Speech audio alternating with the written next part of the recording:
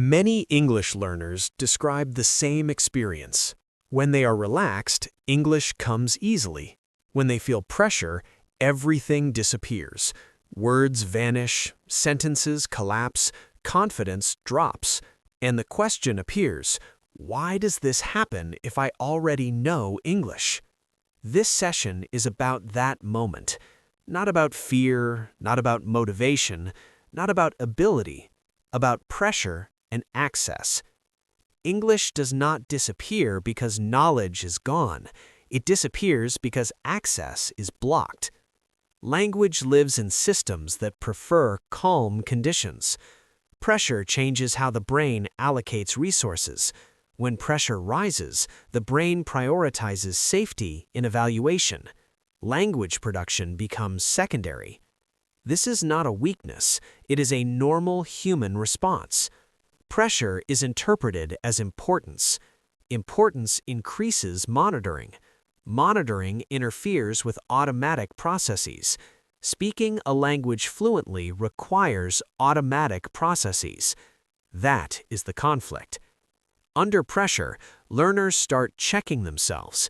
They check grammar, they check pronunciation, they check correctness. Each check consumes attention. Attention is limited. The more attention goes to checking, the less remains for speaking. This is why silence appears, not because you don't know what to say, but because too many internal processes are running at once. Native speakers experience pressure too. The difference is not immunity, it is where pressure is placed. Native speakers place pressure on meaning, not form. Learners place pressure on form. Meaning-focused pressure asks, am I being understood? Form-focused pressure asks, am I correct? Form-focused pressure is heavier. It fragments speech. Now consider this. Pressure rarely comes from the situation itself. It comes from interpretation. A conversation becomes important. A listener becomes judging. A moment becomes decisive. These interpretations activate self-monitoring. Self-monitoring interrupts flow. Flow is fragile. Flow requires permission to continue imperfectly. Under pressure, that permission is removed. Learners try to protect themselves by slowing down. But slowing down while monitoring increases tension. Speech becomes stiff. Native speakers do something different. They narrow focus. They don't try to perform better. They try to stay engaged. Engagement keeps attention external. External attention protects fluency. Pressure pulls attention inward. This inward pull is subtle. You may not feel anxious. You may not feel afraid, yet attention shifts. That shift is enough. This explains why English returns immediately after the pressure ends. The call finishes, the exam ends, the conversation ends. Suddenly, words return.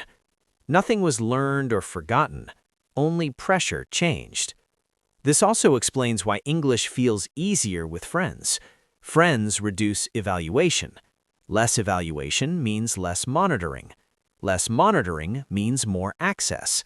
Access is everything. Language does not need confidence. It needs permission to move. Pressure removes that permission. Now, consider how learners try to fix this. They practice more vocabulary. They study grammar harder. They repeat exercises. These actions increase knowledge, not access. Knowledge without access remains silent.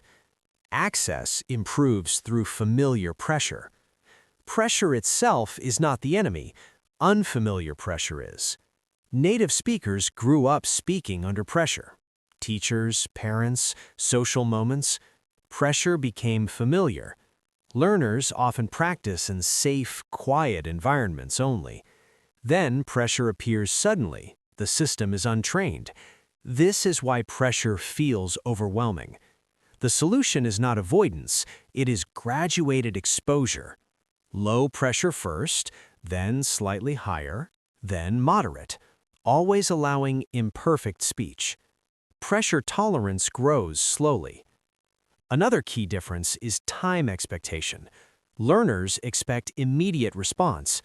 Pressure increases when silence feels unacceptable. Native speakers allow silence. Silence gives time for access to return.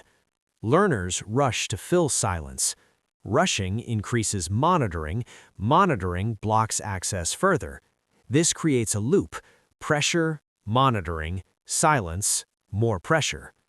Native speakers break the loop by slowing interaction. They use fillers. They pause. They restart casually. These behaviors lower internal pressure. They do not try to perform through pressure.